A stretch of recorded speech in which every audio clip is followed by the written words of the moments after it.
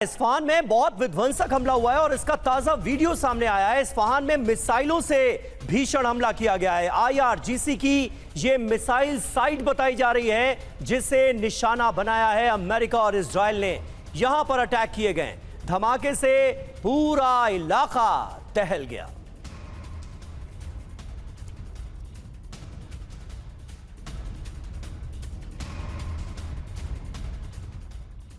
अब ईरान का शाहिद ड्रोन से वार, और यह इराक में हुआ हमला जहां यूएस F-15 विमान ने ड्रोन का पीछा किया और F-15 को चकमा देने में भी शाहिद ड्रोन कामयाब रहा।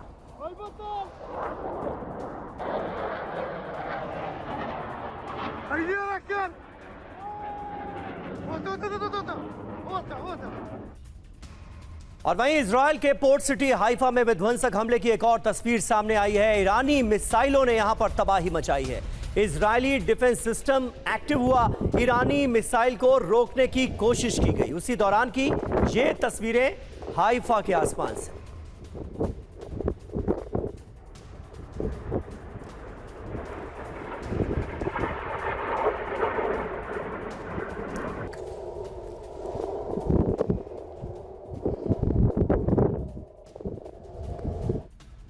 अब इराक के इरबिल पर फिर दागी गई मिसाइल। ईरान की तरफ से एक और बार, जहां ईरानी मिसाइल ने अमेरिकी बेस को टारगेट करने का दावा किया।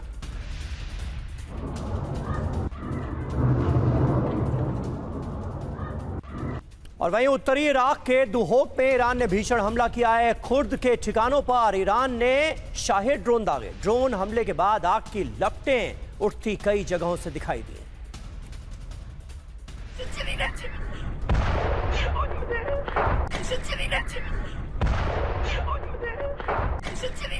अब उत्तरी इराक के दुहोक में ईरान के भीषण हमले की तस्वीर, जहां कुर्द के ठिकानों पर ईरान ने शाहिद ड्रोन से वार किया और इस ड्रोन हमले के बाद आग की उठती लपटें आपने देखी। लेकिन इस बीच एक और सबसे बड़ी खबर का रुख कर रहे हैं, जहां स्ट्रेट ऑफ हार्मुज को लेकर डोनाल्ड ट्रंप का बड़ा बयान कि हमें हार्मुज की जरूरत नहीं, हमारे पास बहुत तेल, हमसे खरीदें और हार्मुज स्ट्रेट अपने आप खुलेगा। हार्मुज खुलने पर गैस की कीमत भी कम होगी, जिसे हार्मुज की जरूरत वो सुरक्षा करे।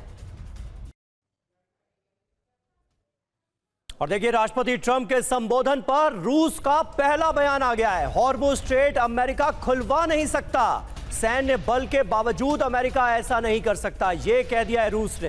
हार्मुज स्ट्रेट पर पूरी तरह से ईरान का कंट्रोल है, यह माना है रूस ने। हार्मुज में जहाजों को अनुमति देने का अधिकार सिर्फ ईरान के पास है, यह कहा गया है रूस की तरफ से। यानी रूस यह बताने की कोशिश कर रहा है डोनाल्ड ट्रंप को, अमेरिका को, कि हार्मुज में जो अभी जहाजों को इजाजत देने का एक अधिकार है वो सिर्फ ईरान के पास है और अमेरिका चाहकर भी यहां कुछ नहीं कर सकता। बड़ा सवाल यह कि हार्मुज से क्यों भाग गए डोनाल्ड ट्रंप। क्या कहा, पहले ये सुनिए। जिन्हें हार्मुज से सप्लाई वो देखभाल करें, जिन्हें हार्मुज से सप्लाई की वो रक्षा करें। हम मदद करेंगे लेकिन वो पहल करें। अब मतलब यह है कि हार्मुज में युद्ध होने पर भारी नुकसान भी संभव है और समंदर में हजारों की संख्या में समुद्री माइंस हैं। एंटी शिप मिसाइल से हमले हो सकते हैं, साथ ही तट पर मोबाइल मिसाइल सिस्टम भी तैनात है।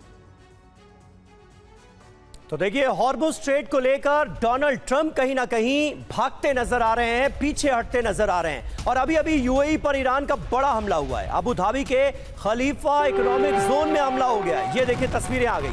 खलीफा Economic Zone Abu Dhabi UAE की राजधानी में, और इस पर ईरानी मिसाइल आकर गिरती है और उसके बाद सब कुछ तबाह हो जाता है। ईरानी मिसाइल गिरने के बाद जोरदार धमाके की ये तस्वीरें कैमरे में कैद हुई। मुश्तबा पर ईरान का बड़ा बयान, जहां मुश्तबा बिल्कुल ठीक है। ईरानी विदेश मंत्रालय की तरफ से कहा गया कि जंगी रणनीति की वजह से ही वो बाहर नहीं आए हैं। तो मुश्तबा को लेकर एक बड़ा बयान ईरानी विदेश मंत्रालय की तरफ से, ये बताते हुए कि जंगी रणनीति की वजह से ही वो अब तक बाहर नहीं आए हैं। और ईरान से जंग पर डोनाल्ड ट्रंप का बड़ा ऐलान। ईरान से जंग अभी चलती रहेगी। 2-3 हफ्ते में ईरान पर भीषण हमले होंगे। ईरान में हमारा ऑपरेशन पूरी तरह से कामयाब रहा, यह दावा भी डोनाल्ड ट्रंप ने अपने आज के संबोधन में किया है। सुनिए जरा। तो याद कीजिए जंग का शुरुआती दौर, जब डोनाल्ड ट्रंप और अमेरिका खुलकर ये कह रहे थे कि रिजीम चेंज करना उनका सबसे बड़ा मकसद है। अमेरिका में मौजूद रजा पहलवी तो सपने भी देखने लगे थे, लेकिन अब कह रहे हैं ट्रंप कि रिजीम चेंज करना ईरान के अंदर ये तो मकसद कभी था ही नहीं।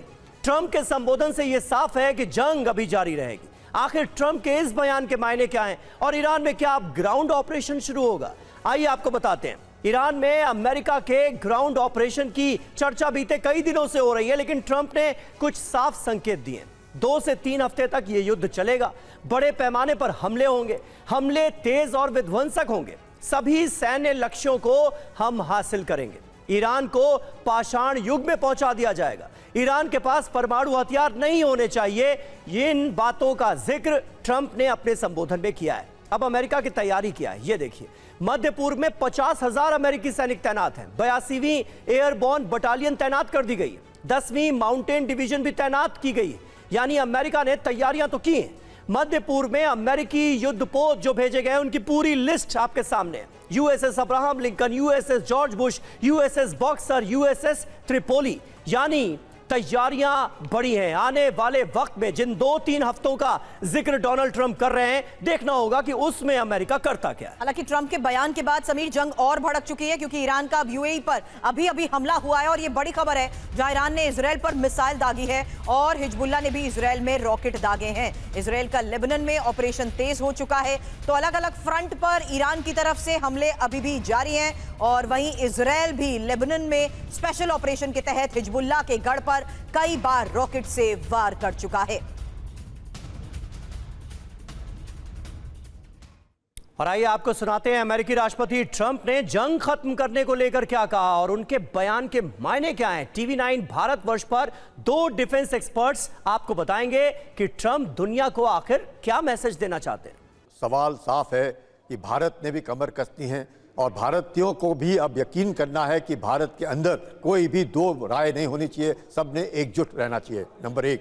नंबर 2, ये युद्ध इतनी आसानी से समाप्त नहीं होगा जब तक अमेरिका जो है अपने लक्ष्य हासिल नहीं करेगा। नंबर 3, उसने साफ बता दिया है कि जो भी ईरान की मदद कर रहा है एक्शनेबल इंटेलिजेंस के लिए, उनके लिए साफ संदेश है कि अमेरिका टेक्नोलॉजी में चांद के पास जा रहा है और यहाँ पर भी किसी को छोड़ नहीं रहा है। किसी को छोड़ने में यानी कि अगर वो ईरान की तबाही की ओर देखें तो ईरान की तबाही भी कर रहा है। पर सवाल ये है, इतना सब कुछ टेक्नोलॉजी है, क्या मनोबल किसी का गिराया जा सकता है? मनोबल के ऊपर किस तरीके से हमला किया जाए, वो एक बहुत बड़ा मैं कहूँगा प्रॉब्लम है, एक तरीके से एक चुनौती है। ट्रंप की निगाहें कहीं और है और निशाना कहीं और है। 2 बातें कही उन्होंने, लड़ाई जारी रखेगी। पहले तो उन्होंने रिट्रेट किया कि मैंने ये किया वो किया, मोरल बूस्टिंग लेक्चर था, आपको पता था ये करने वाले हैं। और ईरान के प्रेसिडेंट ने अपील करके अमेरिका की जनता को कहा था कि इन्हें छोड़ दो। तो ये बहुत क्लियर था कि आज का मैसेज क्या होगा। और राष्ट्र के नाम संबोधन में ही ट्रंप का बड़ा ऐलान, 2 से 3 हफ्ते में ईरान पर भीषण हमले होंगे और ईरान जंग अमेरिका जीत रहा है। ईरान में सत्ता परिवर्तन हो चुका है। जिन्हें तेल चाहिए वो हॉर्मुज खुलवाएं।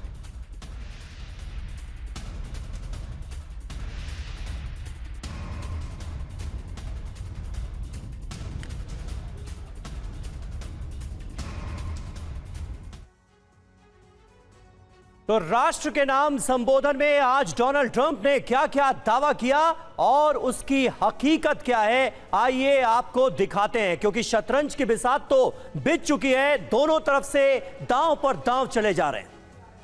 ईरान युद्ध को लेकर वर्ल्ड मीडिया का रिएक्शन क्या है वो भी आपको सुनाते हैं।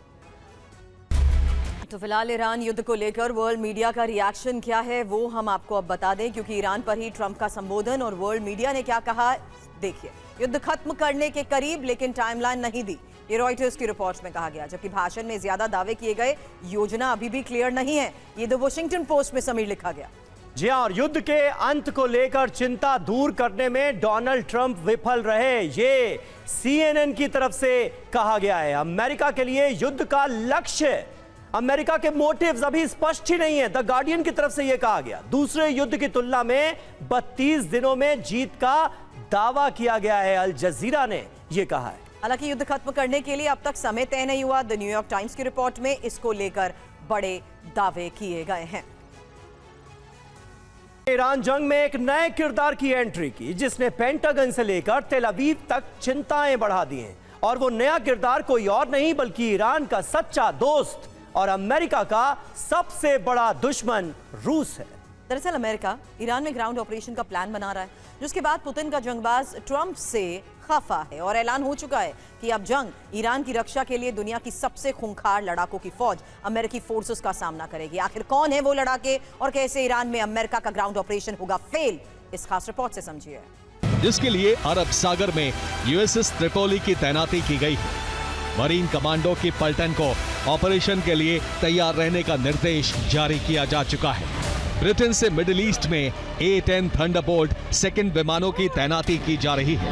ईरानी मीडिया का दावा है कि ईरान अमेरिका युद्ध में रूस के कुख्यात चेचन लड़ाकों ने शामिल होने की धमकी दी है। दावा है अगर अमेरिका ग्राउंड ऑपरेशन करता है तो फिर चेचन लड़ाके इस जंग में उतर सकते हैं। चेचन लड़ाकों ने ईरान के खिलाफ अमेरिका और इजराइल की लड़ाई को एक धार्मिक लड़ाई करार दिया है। चेचन लड़ाकों ने कहा है कि वो अमेरिका और इजराइल के खिलाफ जिहाद के लिए भी तैयार है। चेचन लड़ाकों की फौज रूस के नियंत्रण में है। ऐसे में ईरान के लिए जंग लड़ने की बात कहना और उस पर पुतिन का चुप रहना साफ दर्शाता है कि रूस जंग में ईरान का साथ ठीक वैसे ही दे रहा है जैसे सऊदी और यूएई जैसे देश अमेरिका का दे रहे हैं। ईरान जंग में एक नए किरदार की एंट्री की जिसने पेंटागन से लेकर तेल अवीव तक चिंताएं बढ़ा दी हैं। और वो नया किरदार कोई और नहीं बल्कि ईरान का सच्चा दोस्त और अमेरिका का सबसे बड़ा दुश्मन रूस है।